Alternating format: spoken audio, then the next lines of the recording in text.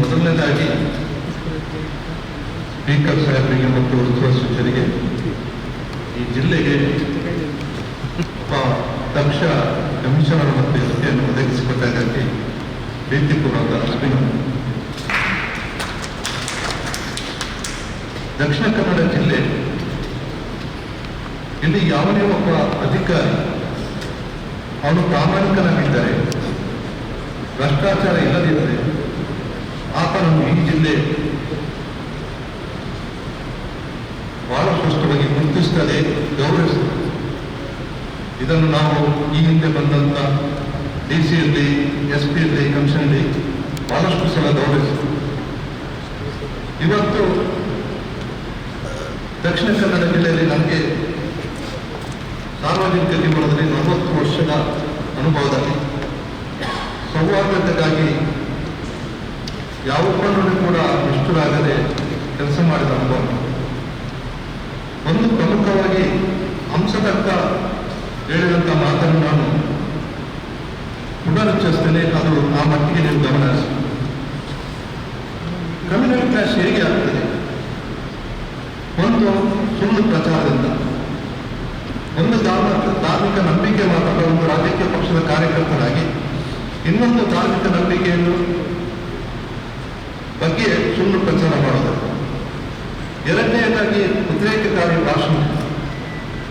ಮೂರನೆಯದಾಗಿ ಕೆಲವು ಘಟನೆಗಳ ಆಧಾರದಲ್ಲಿ ಘಟನೆಗಳ ಆದ ನಂತರ ಇಂಥ ಘಟನೆಯಿಂದ ನನಗೆಷ್ಟು ರಾಜ್ಯಕ್ಕೆ ಲಾಭ ಆಗಿದೆ ಅನ್ನೋದು ಲೆಕ್ಕಾಚಾರವಿದೆ.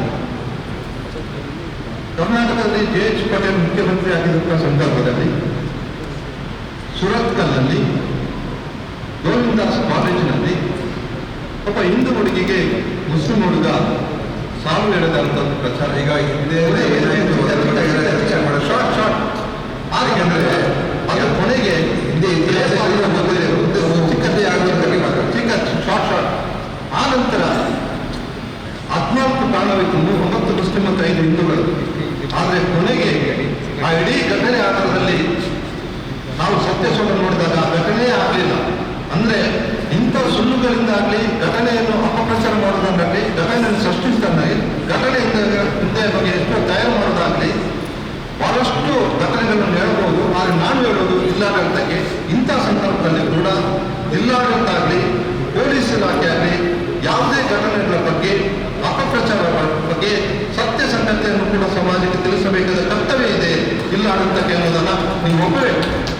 ಎಷ್ಟೋ ಸಂದರ್ಭದಲ್ಲಿ ಬೇರೆ ಬೇರೆ ಸಂಘಟನೆ ಮುಖಾಂತರ ನಡೆದಂಥ ಘಟನೆ ಸಂದರ್ಭ ನಿಮ್ಮ ಮೌನ ಕೂಡ ಕಾರಣ ಆಗ್ತದೆ ಅನ್ನೋದನ್ನು ನೀವು ಒಪ್ಪಬೇಕು. ಯಾಕೆ ಅಂತ ಹೇಳಿದ್ರೆ ಇವತ್ತು ಈ ಕರಾವಳಿಯಲ್ಲಿ ಆ ರೀತಿಯ ಸುಳ್ಳುಗಳು, ಆ ರೀತಿಯ ಅಪಪ್ರಚಾರಗಳು, ಆ ರೀತಿಯ ರಾಜ್ಯಕ್ಕೆ ಲಾಭ ದೃಷ್ಟಿಕೋನ ಆಗುವುದನ್ನು ಕೂಡ ಅದು ಅಲ್ಪಸಂಖ್ಯಾತ ಕೋಮುವಾದಾಗಿರಲಿ, ಬಹುಸಂಖ್ಯಾತ ಕೋಮುವಾದಿರಲಿ, ಅದು ಎರಡು ಕೂಡ ಒಂದಕ್ಕೊಂದು ಪೂರಕವಾಗಿ ಈ ಜಿಲ್ಲೆಯಲ್ಲಿ ಕೆಲಸ ಮಾಡಿದೆ. ಆ ನಿಟ್ಟಿನಲ್ಲಿ ಸೌಹಾರ್ದತೆಯನ್ನು ಬಯಸುವಂತ ನಾನು ಉಸ್ತುವಾರಿ ಸಚಿವ ಮತ್ತು ಸ್ಪೀಕರ್ ಪುನಃ ಹೇಳ್ತೇನೆ, ದಕ್ಷಿಣ ಕನ್ನಡ ಜಿಲ್ಲೆಯಲ್ಲಿ ಯಾವುದೇ ಒಬ್ಬ ಭ್ರಷ್ಟ ಪೊಲೀಸ್ ಅಧಿಕಾರಿಯಲ್ಲಿ ಅವರು ಇದ್ರೆ